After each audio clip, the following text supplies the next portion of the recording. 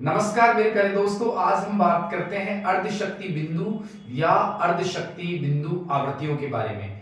देखिए मेरे प्यारे दोस्तों, आपको पता होना चाहिए कि जब हम प्रत्यावर्ती धारा और आवर्ती के बीच में जो ग्राफ खींचते हैं तो आपका ग्राफ इस तरीके से आपके सामने प्राप्त होगा।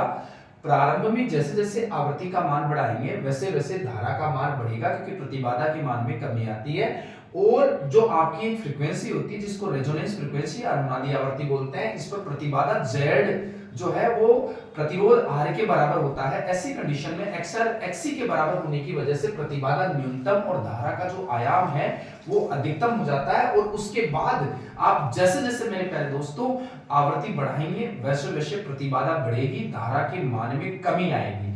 मेरे प्यारे दोस्तों, ये जो आपको FR दिख रहा है इसको बोलते हैं अनुनादी आवर्ती। इस अनुनादी आवर्ती के दोनों ओर, एक इधर और एक इधर, दो आवर्तियां हैं। पहली है F1, दूसरी है F2। इन पर आप देखेंगे दो बिंदु मिल रहे हैं आपको, P1 और P2।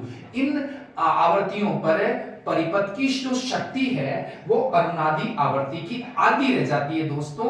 इस वजह से इन बिंदुओं को अर्धशक्ति बिंदु कहा जाता है। यानी LCR परिपथ जो आपका है उसमें जब धारा और जो आप आवर्ती के बीच में ग्राफ खींचेंगे तो अनुनादी आवर्ती के दोनों ओर ऐसे बिंदु प्राप्त होंगे जहां परिपथ की शक्ति जो आपकी अनुनादी आवर्ती है उसकी आधी रह जाती है। ऐसे बिंदुओं को अर्धशक्ति बिंदु कहते हैं और इन आवर्तियों को अर्धशक्ति आवर्तियों के नाम से जाना जाता है मेरे प्यारे दोस्तों।